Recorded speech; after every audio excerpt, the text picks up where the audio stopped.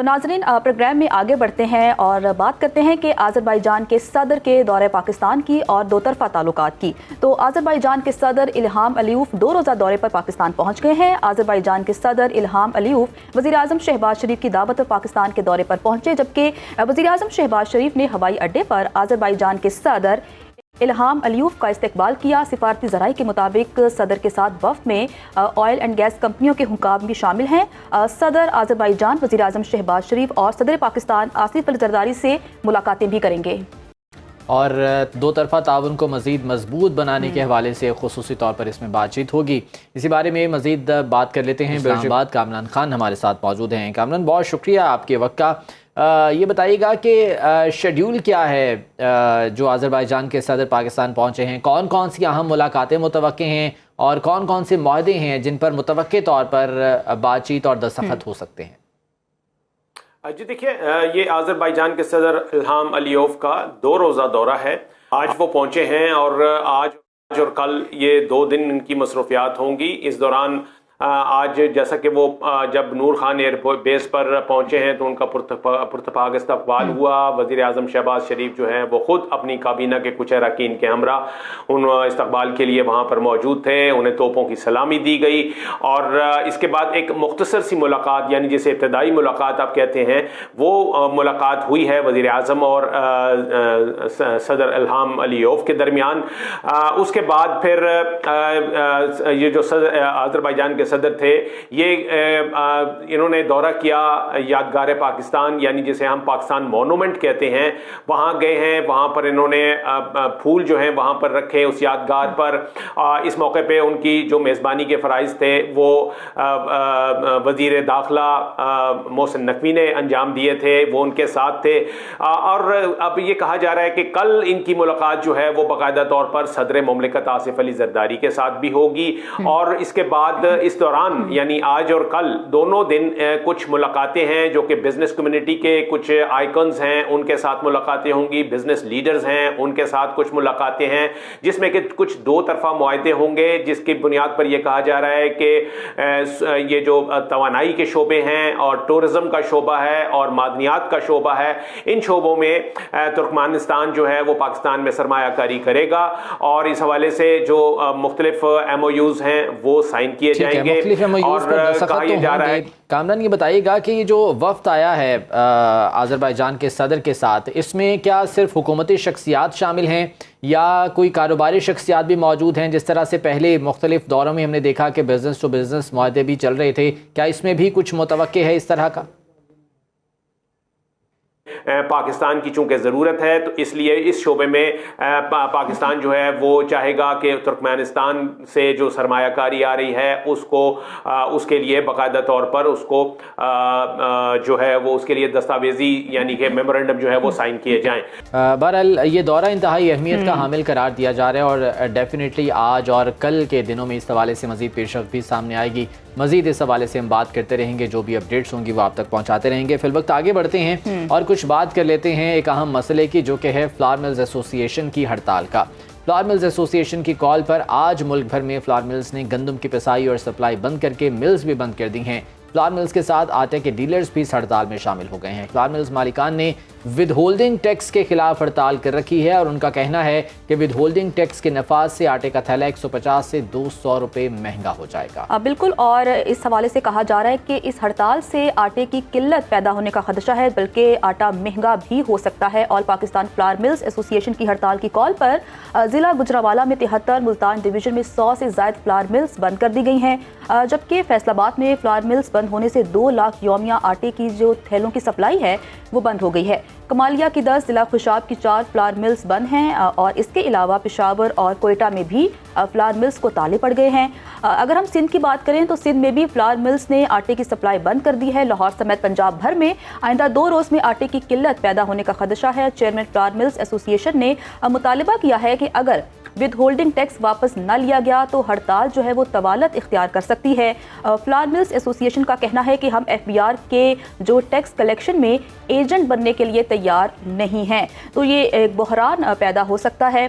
अब देखना यह है कि हुकूमती जो नुमाइंदे हैं वो इस पर क्या रद्द-ए-अमल देते हैं, क्योंकि फ्लावर मिल्स मालिकान ने तो कह दिया है कि जब तक हमारे मुतालिबात नहीं माने जाते, विद होल्डिंग टैक्स को वापस नहीं लिया जाता, हड़ताल जारी रहेगी। जहाँ जो टैक्स का नफाज है उस पर मुख्तलिफ शोबाह ज़िंदगी से ताल्लुक़ वाले लोगों के तहफ़्फ़ुज़ात भी सामने आ रहे हैं, मुख्तलिफ रिजर्वेशंस भी सामने आ रहे हैं और वो अपना एहतजाज मुख्तलिफ तरीक़ों से रिकॉर्ड करा रहे हैं। और अब की बार ये फ्लावर मिल्स एसोसिएशन की जानिब से उनके तहफ़्फ़ुज़ात जो थे वो ख़त्म ना होने पर, दूर ना होने पर उन्होंने हड़ताल का ऐलान किया है। तो अब देखना ये है कि हुकूमत इस सिलसिले में क्या इक़दाम उठाती है, कैसे इस हड़ताल को खत्म करवाया जाता है। Chairman flour mills association Asim Raza साहब हमारे साथ मौजूद हैं, उनसे इस हवाले से बात कर लेते हैं। आसिम साहब, बहुत शुक्रिया आपके वक्त का। सबसे पहले तो ये बताएगा कि असल मामला है क्या, रिजर्वेशंस हैं क्या हुकूमत के साथ टैक्स के मामले पर जिस पर यह हड़ताल का ऐलान किया गया?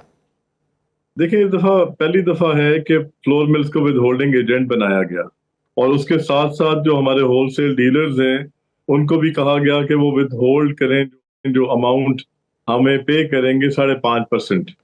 इस टाइम पे सूरत हाल ये है कि अगर हमारी ग्राइंडिंग चार्जेस को देखा जाए तो वो सिर्फ 1,000 रुपये हैं, बाकी तो रॉ मटेरियल गंदम की कीमत है। अगर हमें 5.5% हमारा होलसेल डीलर काट के पैसे देगा तो वो अराउंड, अगर 10,000 की गंदम हो, 1,000 रुपये ग्राइंडिंग चार्जेस, 11,000 में से 600 रुपया विद होल्ड करेगा, जिससे आटे की जो प्राइसेस हैं 20 किलो के पीछे वो 150 से 200 रुपया बढ़ेंगी। ये एक बड़ा फैक्टर है जो इस टाइम पे सामने आया। और हमारे पास जो रेट होते हैं वो सरकारी तौर पे सेटल्ड होते हैं, उसे हम अपने पास से उसका ना तायुन करते हैं ना हम आगे पास ऑन कर सकते हैं, ना हमारे पास इतना कुशन है कि हम कर सकें। यही वजह है कि आज पूरे पाकिस्तान की मिल्स जो सी हैं उनकी ग्राइंडिंग बंद हो गई है, इसलिए सारी मिल्स बंद पड़ी। अच्छा सर, कहिएगा कि जब ये फैसला किया गया था हुकूमत की जानिब से विद होल्डिंग टैक्स आयद करने का, तो क्या हुकूमत ने तमाम स्टेक होल्डर्स को बिठाया था मामलात को सेटल करने के लिए? अगर नहीं तो क्या अब कोई रद्द-ए-अमल सामने आया हुकूमत की जानिब से? देखिए, हमारी थोड़ी देर पहले भी चेयरमैन FBR से हमारे जो सूबाई मिनिस्टर हैं मिलाद यासीन साहब, उन्होंने जूम पे करवाई, लेकिन इस टाइम तक जो फेडरल गवर्नमेंट की तरफ से FBR के चेयरमैन है उन्होंने किसी किस्म का कोई मतलब वो आप ये कह लें कि इस हवाले से कोई पॉजिटिव वो रिस्पॉन्स नहीं दिया कि वो एग्री करते हैं इस बात से कि इसको खत्म होना चाहिए। वो ये जरूर कहते हैं कि ठीक है ये टैक्स लगा, और उनका ये भी था कि हमें सबको टैक्स नेट पे लाना है, जिसपे हमारी तरफ से ये प्रपोजल थी कि हम तमाम जो हमारे आटा डीलर्स हैं वो फाइलर होंगे तो हम आटा देंगे। हम नहीं चाहते किसी किस्म का कि कोई ऐसा हुकूमती उसमें हम प्रॉब्लम क्रिएट करें, लेकिन हकीकत ये है कि 550 या 600 रुपया जो इस प्राइस पे हमें वो विद होल्ड करेगा हमारा डीलर होलसेल वाला, वो हम देने की पोजीशन में नहीं है, ना ही वो हमारे पास किसी किस्म की उसकी कोई गुंजाइश है कि हम दे सकें, क्योंकि सूबाई गवर्नमेंट आटे के रेट सेटल करती है। तो इसलिए ये बड़ा मुश्किल टाइम है जिसके अंदर मिल्स ऑटोमेटिकली बंद हो गई हैं। अगर हम ग्राइंड करते हैं पहली से लेकर 10 तक जो हमने ग्राइंडिंग की है उसका भी कई लाखों रुपया एक एक मिल के ऊपर। वज़ीर ख़जाना से जब इस हवाले से बात हुई थी मुख्तलिफ टैक्सों के हवाले से, तो उन्होंने तो बहुत क्लियर कट ये कहा था कि जी टैक्स तो देना पड़ेगा, क्योंकि हमने टैक्स टू GDP रेशो जो है वो 13% तक लेके जानी है। और शायद यही वजह है कि मुख्तलिफ जो सेल्स टैक्स और उसके बाद अब ये जो विद होल्डिंग टैक्स का मामला आया है, इस पर जो रिजर्वेशंस आपने रखे थे, अगर कोई इक़दामात नहीं उठाए जाते हुकूमत की जानिब से, तो आपका अगला लाहेअमल क्या है फिर? देखें, पहली बात तो यह है कि उन्होंने कहा टैक्स देना पड़ेगा, हमें एतराज ही नहीं है, हम टैक्स दे रहे हैं, जो हमारा टैक्स स्लैब है हम उसके मुताबिक टैक्स दे रहे हैं। उसके बाद उन्होंने कहा कि हम चाहते हैं सब नेट पे आए, हमें उस पर भी एतराज नहीं है, हम कह रहे हैं हम देंगे उस आदमी को जो टैक्स पेयर होगा, जो फाइलर होगा। अब रह गया मामला कि टैक्स कितना लेना है। जो टैक्स हमारा बनता है, हमारी इंडस्ट्री का बनता है, उतनी अमाउंट पे हमें कोई एतराज नहीं है, लेकिन हमारी 80% या 90% फ्लोर मिल जो सी हैं वो इंडिविजुअल्स, पार्टनरशिप कंसर्न या AOPs हैं।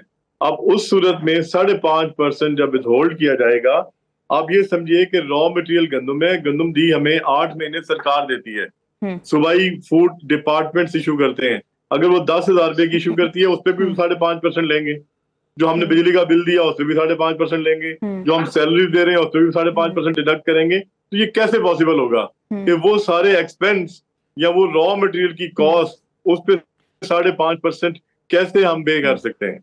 वो अल्टीमेटली चलिए हमारे सर, पास इस गार्डनिंग में तो मामले को क्वेश्चन नहीं है, हम कल हमारे भी प्रॉफिट में डिस्कस कोई क्वेश्चन नहीं करेंगे, है। क्योंकि आप लोगों का कहना है कि जब तक हमारे मुतालिबात नहीं माने जाते फ्लावर मिल्स बंद रहेंगी। अब देखना यह है कि हुकूमत इस पर क्या रद्द-ए-अमल देती है, लेकिन हम चाहते हैं कि मुतासिर ना हो, क्योंकि यही खदशा जाहिर किया जा रहा है कि आटे की कीमत में इजाफा हो सकता है या फिर आटे की किल्लत हो सकती है।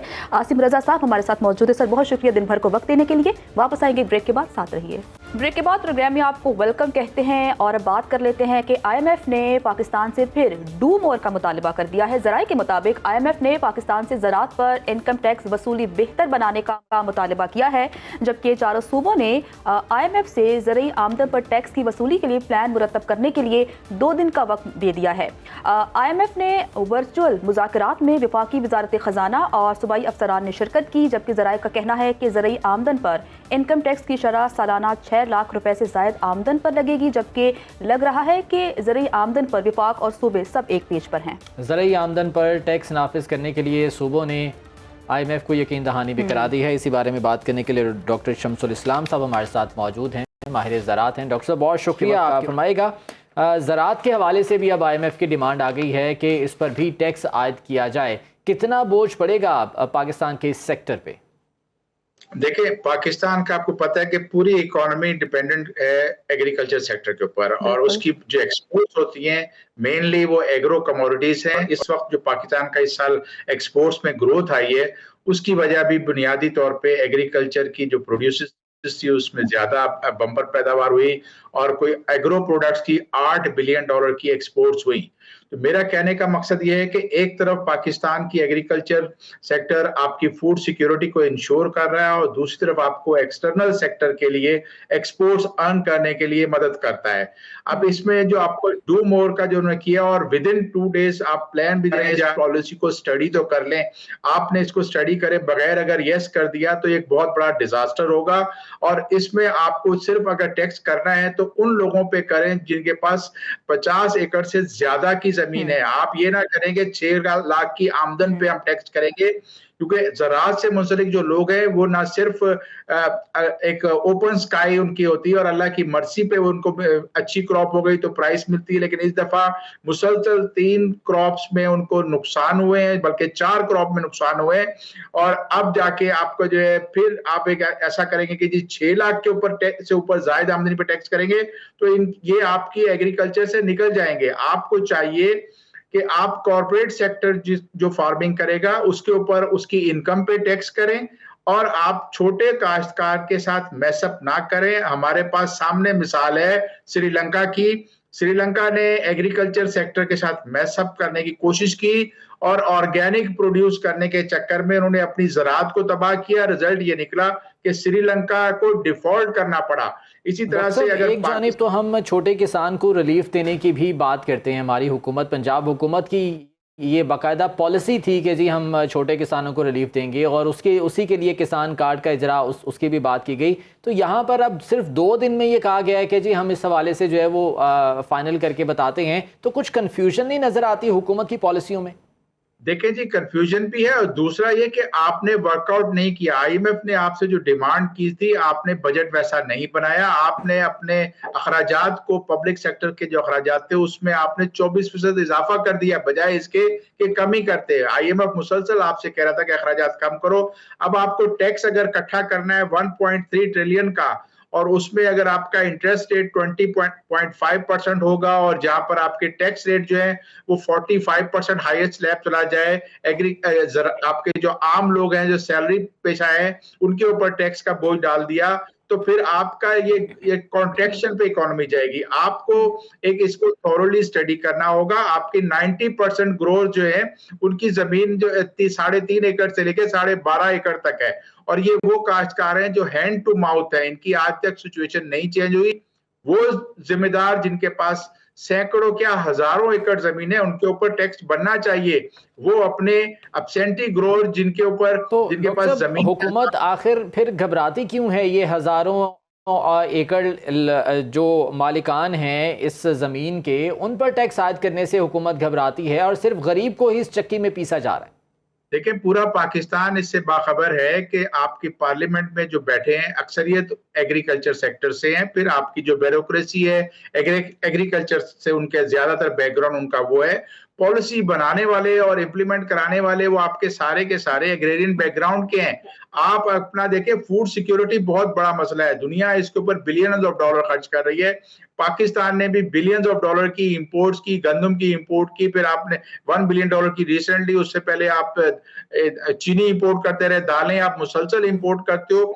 हमारी अगर एक्सपोर्ट अगर बढ़ रही है तो उसको आप डेंट नहीं करो, इसका इनका सब जो है आगे इसके नताइज क्या होंगे उसको देखना होगा। आपकी एग्रीकल्चर में जो ग्रोथ आती है वो सब मिल के काम करते हैं तो आपके पास आपको ग़िज़ा मिलती है खाने की। आप अगर फीडिंग बाइट हैंड्स को बाइट करेंगे, उनके हाथों को काट डालेंगे तो फिर आपके पास एग्रीकल्चर नहीं होगी। तो sir green revolution direction less क्यों नजर आ रही है? इससे पहले हम प्रोग्राम में बात कर रहे थे कि फ्लावर मिल्स जो मालिकान हैं उन्होंने हड़ताल कर दी है कि हम विद होल्डिंग टैक्स नहीं देंगे।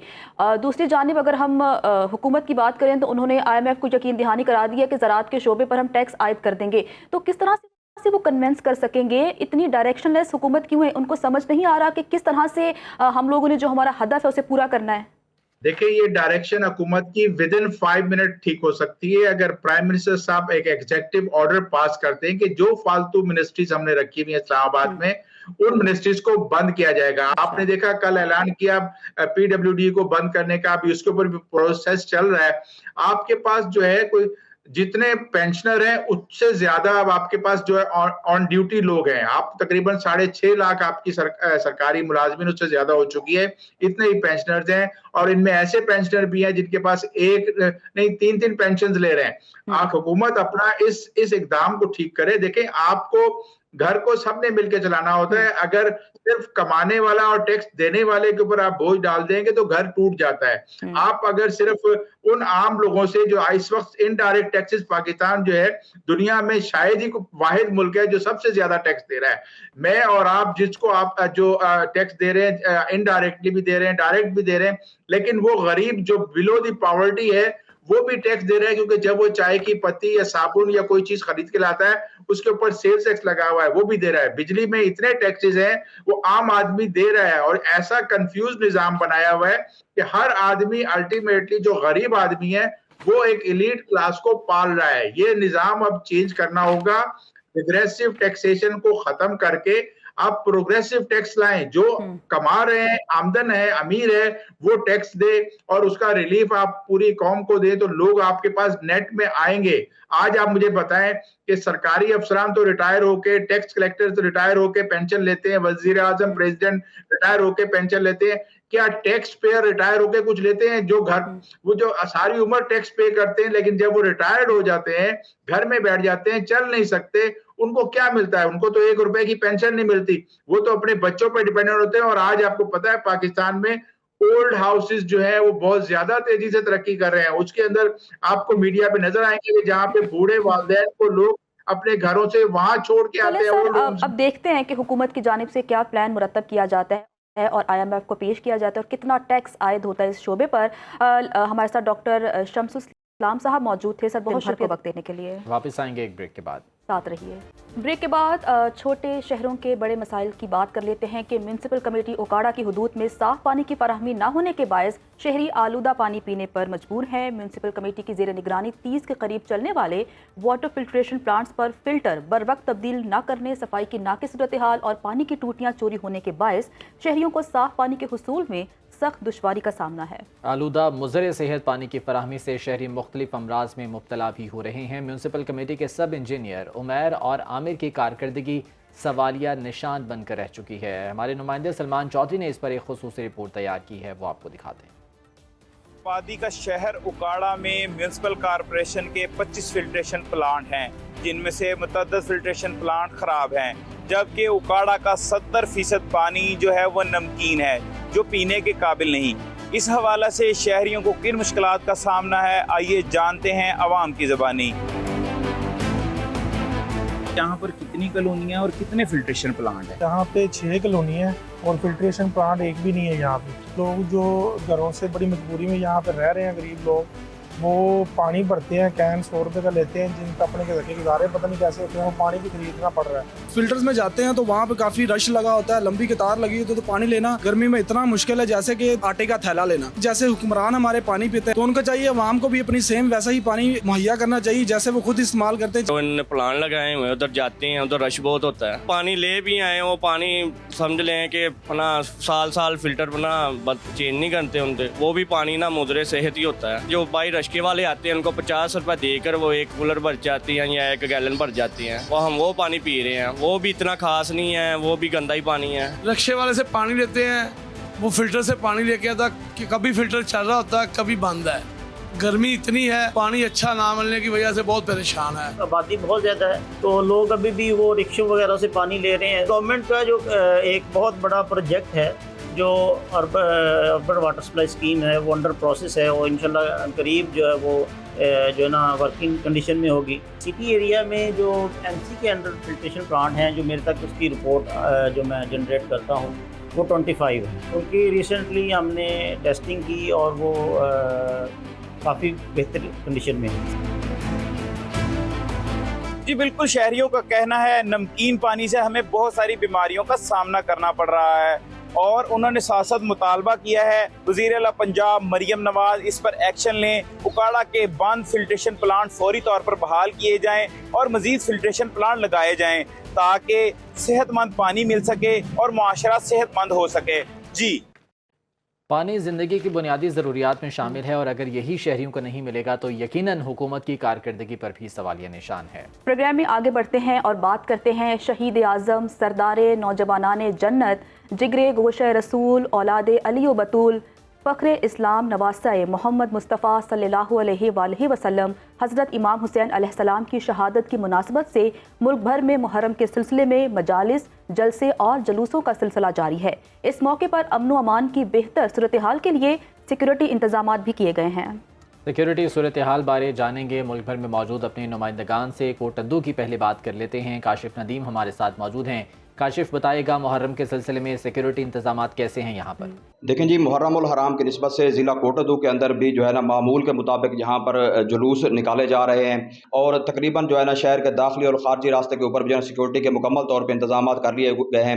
इस हवाले से हमारे साथ DSP कोटद्दू सर्कल जो है वो हमारे साथ मौजूद है, उनसे जानते हैं। हमने तमाम जुलूसों को कैटेगराइज किया हुआ है ए बी और सी कैटेगरी में, उस हिसाब से उनके ऊपर नफरी भी तैनात की गई है।